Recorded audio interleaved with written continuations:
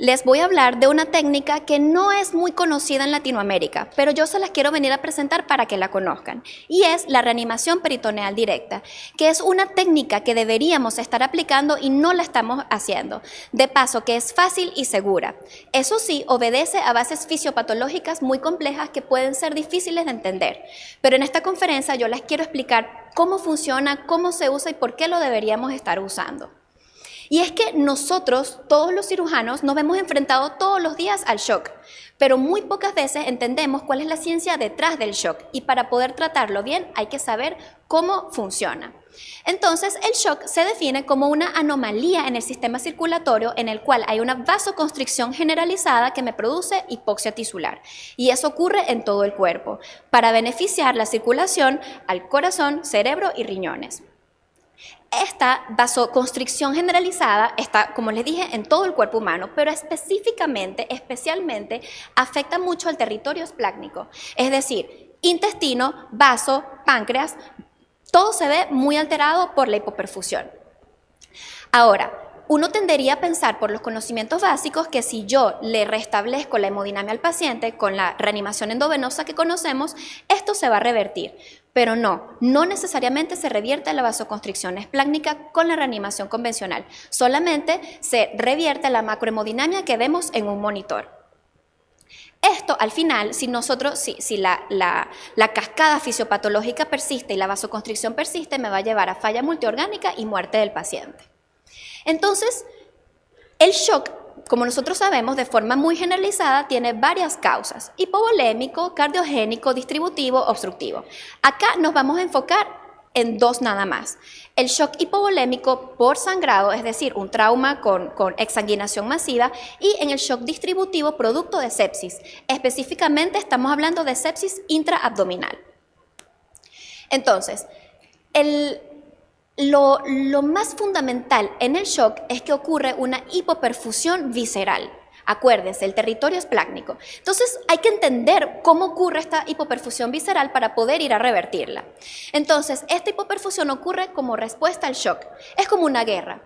Como toda guerra, cuando ocurre un ataque, hay un contraataque.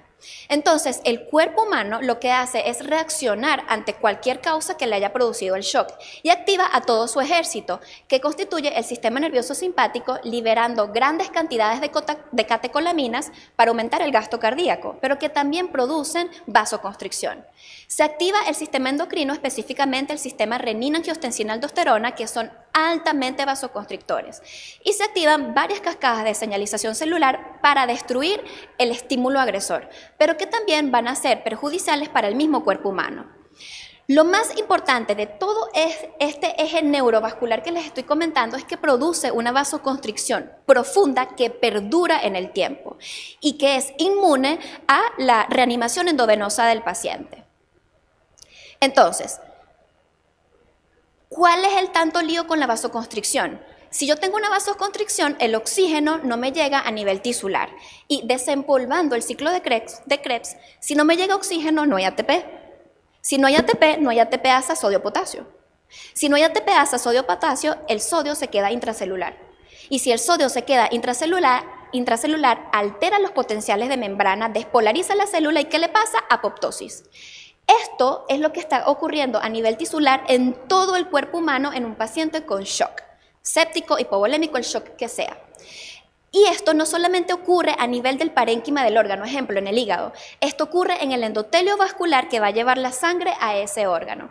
Y eso es lo que se denomina endoteliopatía, que es muy importante en la actualidad y es producto de mucho estudio en trauma en la actualidad. Muy bien. He dicho varias veces que esta vasoconstricción es especialmente importante para el hígado y para el intestino. Pero ¿qué es lo que le ocurre a estos órganos? En el hígado va a haber una disfunción hepatocelular y sinusoidal, con apoptosis, como ya lo dijimos, de todos los sinusoides hepáticos. Y esto se demuestra porque se liberan a la circulación, aumentan las transaminasas, aumentan la bilirrubina, la GGT, la fosfatasa alcalina. Y esto, a su vez, despierta las células de Kupffer, que son los macrófagos del hígado, que producen más cascada inflamatoria y todo es un círculo vicioso. que termina en la falla hepática. De hecho, como dato curioso, cuando ustedes tengan un paciente en la UCI con shock generalizado y eleva las bilirrubinas, ese paciente per se tiene más chance de morirse, más días UCI, más días de ventilación, comparado con un paciente que no eleva bilirrubinas. En el intestino, ¿qué ocurre? Hay una pérdida de la arquitectura de la mucosa, de la barrera intestinal, aumenta la permeabilidad intercelular, lo que me produce edema interasas, hipertensión abdominal y me puede llevar al síndrome compartimental abdominal. Hay pérdida de la barrera intestinal con más traslocación bacteriana. Y todo esto sigue ocurriendo a pesar de los esfuerzos del intensivista por reanimar endovenoso al paciente con una reanimación convencional. ¿Qué es a lo que yo llamo una reanimación convencional? Este es nuestro territorio conocido. Es la reanimación del paciente con cristaloides, coloides, hemoderivados, drogas vasoactivas, según el mecanismo fisiopatológico del shock. Pero esto lo que hace es mejorar los parámetros a nivel central. No necesariamente me revierte la vasoconstricción generalizada. Recuérdense que son unas cascadas fisiopatológicas que ya están echadas a andar. Ellas están andando, independientemente de la reanimación que yo haga. Sigue la vasoconstricción. No estoy diciendo que la reanimación convencional no sirve. Ojo, esto hay que hacerlo y hay que hacerlo siempre. Pero según lo que hemos aprendido hasta ahora, entonces pareciera que hay que combinar la reanimación convencional con otra cosa. Y esa otra cosa es la reanimación peritoneal directa. La reanimación peritoneal directa es una maniobra adjunta a la reanimación del paciente, que actúa como un vasodilatador local a nivel esplácnico. Aumenta el flujo sanguíneo esplácnico y minimiza la lesión por isquemia de reperfusión, sobre todo del intestino y del hígado. Como se usa una solución hipertónica, crea un gradiente osmótico que disminuye el edema de asas y disminuye la hipertensión intraabdominal. Y no solamente actúa a nivel local, también se ha demostrado que disminuye las citoquinas proinflamatorias sistémicas. Y todo eso que vimos en el hígado y en el riñón, ahí sí se revierte. Entonces, hemos hablado de mucha fisiopatología, ciclo de Krebs. ¿Cómo se traduce esta reanimación clínicamente en el paciente? Ya se ha demostrado por estudios animales y estudios clínicos que la reanimación peritoneal logra un cierre facial primario más rápido. Y no solamente que puedo cerrar el abdomen más rápido, sino que se cierra la aponeurosis de forma primaria. Por lo tanto, la incidencia de ventraciones a futuro es mucho menor. Disminuye el edema intestinal, disminuye las complicaciones intraabdominales, como por ejemplo abscesos intraabdominales o evisceración, y mejora el balance hídrico, porque con la reanimación peritoneal se ha demostrado que se disminuye la cantidad de líquidos endovenosos que yo le doy al paciente, por lo tanto logro balances más neutros. Eso mejora mucho la función pulmonar también, y como le doy menos cristaloide, hay menos CRALI. CRALI es la lesión pulmonar aguda debida a cristaloides. Ahora sí, bueno, está perfecto, ya entendí. ¿Cómo lo hago? Tomemos como ejemplo este paciente que tiene un síndrome compartimental abdominal y se decidió obviamente manejar con un abdomen abierto.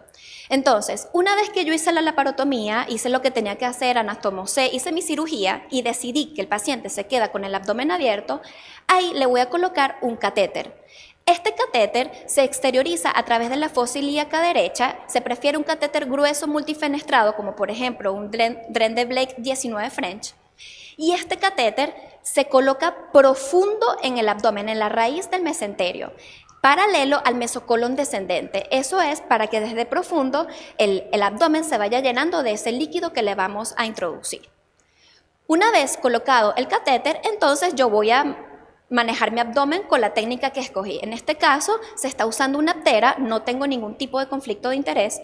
También se puede hacer un sistema hechizo, como le decimos nosotros, artesanal, con un vacuum, con un parche de Barker o cualquier sistema de vacuum pack, para lograr un cierre al vacío de este abdomen. Una vez ya lograda la adecuada aspiración por el sistema que yo escogí, ese catéter que yo puse lo voy a conectar a esa solución de peritoneo diálisis. Ya vamos a ver bien cuál es esa solución. Esta solución, eso sí, se debe calentar para evitar la hipotermia del paciente. Se puede calentar a 40 grados o eutérmico a 37 grados, que es como yo lo aplico. Luego, esta catéter se va a conectar a la solución con una bajada de suero y a una bomba de difusión continua, que en la primera hora se van a infundir 800 cc la primera hora. Luego yo pongo una alarma en mi teléfono porque a partir de la segunda hora se infunde a 400 cc hora. Ojo que hay que tener un adecuado manejo de los líquidos en este paciente, porque como todo paciente puede hacer, inclusive con el abdomen abierto, puede hacer un síndrome compartimental abdominal. Entonces hay que ver que efectivamente el líquido que yo le estoy metiendo le está saliendo por el sistema de presión negativa que le puse. Ahora, esto de los 400 cc hora, ¿hasta cuándo lo hago? Esto se mantiene así hasta que el paciente se le cierre el abdomen. Si yo lo tengo que llevar a una segunda revisión, por ejemplo, tengo una isquemia intestinal, lo voy a llevar a un second look y decidí todavía mantener el abdomen abierto, yo sigo con la infusión. Esto se sigue, repito, hasta que se cierra el abdomen. Normalmente, la presión seteada para el sistema de Aptera es de menos 125 milímetros de mercurio. En este caso, vamos a setear la presión a menos 75 milímetros de mercurio. Esto es para que el líquido se distribuya mejor en la circulación peritoneal. Ok, ¿y cuál solución se usa? Lo que no deben usar y está contraindicado son las soluciones isotónicas. Dígase solución fisiológica o solución Ringer-lactato. Esto no revierte la fisiopatología del shock y aquí no queremos hacer un lavado. Queremos revertir la fisiopatología del shock. De hecho, el uso de estas soluciones empeora al paciente. Luego se intentó con estas todas distintas soluciones, pero ninguna demostró un claro beneficio. Antibióticos no hace falta agregar a la solución de reanimación, porque recuérdense que nosotros no queremos, esto no ataca la fisiopatología del shock. Y si yo tengo un paciente de este calibre, yo no necesito antibióticos, yo necesito una buena laparotomía y control de la contaminación. Entonces, aunque faltan más estudios, no se ha demostrado hasta ahora ningún beneficio con el uso de antibióticos. ¿Cuál es la solución que vamos a usar? Es una solución de peritoneodiálisis, la misma que utiliza para los pacientes renales para hacer la peritoneodiálisis. La que disponemos en mi hospital es la de Baxter al 2.5%. No tengo ningún tipo de conflicto de interés. Este 2.5% es de glucosa y ahí les dejo la concentración de este tipo de solución. Y es esta solución de peritoneodiálisis la que nos logra la vasodilatación que nosotros necesitamos. ¿Cuáles son las indicaciones de hacer una reanimación peritoneal directa en todo paciente que se maneje con abdomen abierto y esté en shock? Punto. No es difícil de entender. Hay otra indicación que es bastante interesante para los doctores que les gusta hacer procura y trasplante de órganos. Cuando yo tengo un paciente con muerte encefálica que va a funcionar como un donador de órganos, yo le puedo colocar reanimación peritoneal directa y con eso se ha demostrado que reduce la necesidad de cristaloides, disminuye la respuesta inflamatoria sistémica y lo más importante es que me aumenta la tasa de procuramientos de órganos. Es decir, ese paciente con muerte encefálica va a poder donar más órganos usando la reanimación peritoneal directa. Pero en esto no vamos a hacer mucho énfasis, estamos hablando del shock. ¿Será verdad? Pues yo les vengo a hablar aquí muy bonito de todo, pero ¿hay estudios que de verdad lo avalen? Pues sí. Esto se ha estudiado y hablemos de hechos. Este es un estudio retrospectivo unicéntrico en el cual se compararon pacientes que fueron a reanimación peritoneal versus los que se manejaron con un abdomen abierto convencional. Y si bien en este estudio no hubo diferencias significativas en cuanto a mortalidad o días UCI, sí hubo diferencias significativas en cuanto al tiempo de cierre. Los pacientes se logra el cierre del abdomen mucho más rápido. Tienen menos complicaciones intraabdominales, haciendo énfasis en la fístula enteroatmosférica y la fístula enterocutánea. Y lo más importante es que estos pacientes se siguieron al año y se dieron cuenta de que los que se le hicieron reanimación peritoneal desarrollaron hernia ventral en un 1% versus a los que no se le hizo la reanimación peritoneal que desarrollaron hernia incisional en el 34%. Este es un estudio bastante bueno metodológicamente, es un metaanálisis de 20 estudios. Incluye 15 estudios animales, 4 estudios clínicos de diferente diseño y un artículo de opinión. Y en todos se demostró que la reanimación peritoneal mejora el flujo sanguíneo, mejora la perfusión visceral, tiene menos lesión intestinal, lo máximo. Se demostró que todas las consecuencias del manejo con reanimación peritoneal le fue mucho mejor al paciente. Solo un estudio fue neutro, más no negativo. Esto es importante, porque ¿qué quiere decir? Que en un estudio no se demostró beneficio, pero tampoco se demostró daño. Este es un estudio retrospectivo que solamente se manejaron pacientes con trauma, con shock hipovolémico con abdomen abierto. Y se demostró, una vez más, que tiene un cierre facial primario. ¿Y cuál es el alboroto con el cierre facial primario? Que lo quiero más rápido. que eso a su vez se asocia a menos complicaciones intraabdominales como absceso, evisceración, fístula, y además que se asocia con menos hernias incisionales que sabemos que también gastan dinero, es una morbilidad asociada al paciente. Este es un estudio prospectivo no randomizado y que da otros datos interesantes. Ellos también hicieron un match de pacientes con y sin reanimación peritoneal y se dieron cuenta de que los marcadores de daño sistémico como el Apache 2 y el SOFA a partir de las 48 horas fueron mejorando mucho más rápido y de forma significativa. Entonces el paciente críticamente enfermo de verdad mejora. Y además demostraron lo que ya les dije, cierre facial primario más rápido, menos días UCI, menos ventilación mecánica. Este es quizás el mejor estudio que está en la literatura, la joya de la corona. Es un estudio randomizado, unicéntrico, en el cual se examinaron 110 pacientes, todos por trauma, shock hipovolémico, abdomen abierto. Y se randomizaron a abdomen abierto convencional y reanimación peritoneal. Y esta tabla es muy interesante porque se demostró que de forma significativa, con la reanimación peritoneal directa, se saca más líquido del abdomen. Eso quiere decir que efectivamente me disminuye el edema interasa y me disminuye la hipertensión intraabdominal. Y se volvió a demostrar que los marcadores séricos o los scores de lesión como el Apache 2 y el SOFA efectivamente mejoran de forma significativa mucho más rápido.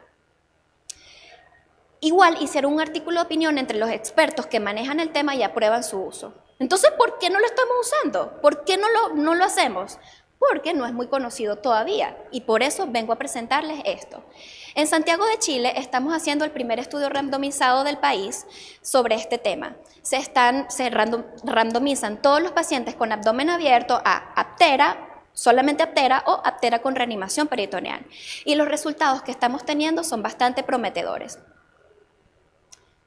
Entonces, ¿cuáles son los mensajes para llevarse a casa? La reanimación peritoneal no es un simple lavado que le hacemos al abdomen. Obedece a una cascada fisiopatológica muy compleja que lo que busca es revertir la fisiopatología del shock. Por eso lo tenemos que considerar en nuestros pacientes que manejamos con abdomen abierto. Recuerden que eso no quiere decir que no voy a reanimar al paciente con sangre o con cristaloides, sino que es una maniobra adjunta de reanimación, que está asociado a cierre facial primario más rápido, menor inflamación, un mejor outcome clínico para el paciente, menos días UCI, menos ventilación mecánica. Y lo más importante es que tiene menos complicaciones a largo plazo, haciendo énfasis en las fístulas enterocutáneas y en la evisceración o eventración del paciente. Y lo más importante, no es dañina. Muchísimas gracias.